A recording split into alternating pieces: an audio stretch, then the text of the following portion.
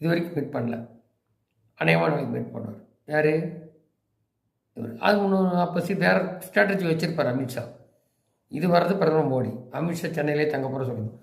அது பல ஸ்ட்ராட்டஜி பண்ணுவோம். அது தினகர் யாராக இருந்தால் வந்தால் வரமாட்டே சொல்ல முடியாது. அமித்ஷா சொன்னான், மோடி சொன்னான். ஏன்னா அவ்வளோ அந்த வாரின் அமலாக்கத்துறை இல்லை பலவிதமான குற்றச்சாட்டு இருக்குது. ஏற்கனவே அவர் உள்ள உடைய ரெட்டையில் சம்மந்தம் போக வேண்டியது தினகரன். அது 1% 2%, அது 1/2%னாலும் ஸ்டாலின் பார்க்குற அந்த மாதிரி இவங்களும் கான்சன்ட்ரேட் பண்ணுவாங்க.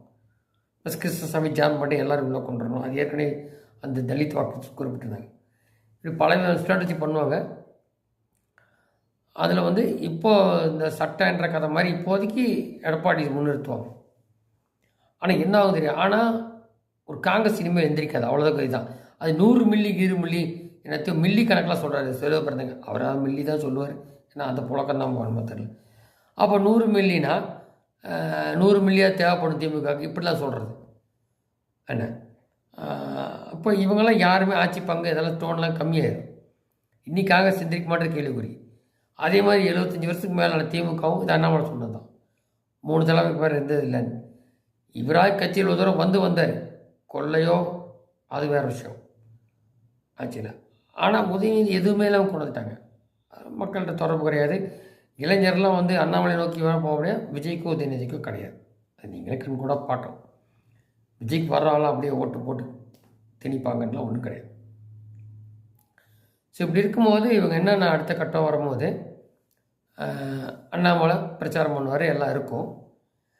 இதில் இந்த மாதம் இவர் வந்துட்டு போனப்புறம் தெரியும் அவர் என்ன பண்ணாருன்றது அண்ணாமலை. இது அது ஒரு 2 விதமாக சொல்கிறாங்க. எதாக இருந்தாலும் ஏற்கனவே குறிப்பிட்ட மோடியோட ஆசீர்வாதத்தோடு தான் இருக்கும். டைமிங் ஒருவேளை இது ஒரு ஸ்ட்ராட்டஜியாக கூட இருக்கலாம் டெல்லிக்கு. சரி இப்படி இது என்ன எப்படி அதுன்னு பார்க்கலாம், தனிப்பட்ட முறைன்னு எதுவுமே இல்லை. உங்களுக்கு டிஸ்மாக தெரியும். ஆனால் கூட்டணி இன்டாக்ட் பண்ண ஆரம்பிச்சிடுவாங்க. அதுக்கான வேலை நடக்க ஆரம்பிச்சிடும்.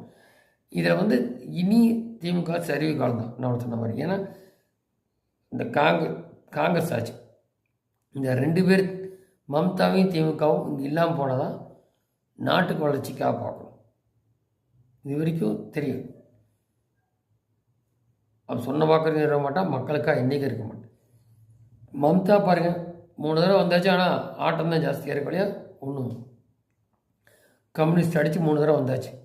ஆனால் அங்கே செகண்ட் போஸ்டில் இருக்குது. அது விஜய் பார்த்துப்பாங்க. இங்கே வந்து டேரெக்டாக முடியாது, வேறு ஸ்ட்ராட்டஜி எடுத்து தான் பின்னாடி தான் பண்ணி அவங்க உடனேலாம் பண்ண முடியாதுன்னு தெரிய வருது. ஸோ அதான் இனி திமுக வந்து டேரெக்டாக உட்கார முடியுமா அப்படின்னு கேள்விக்குறி இருக்குது.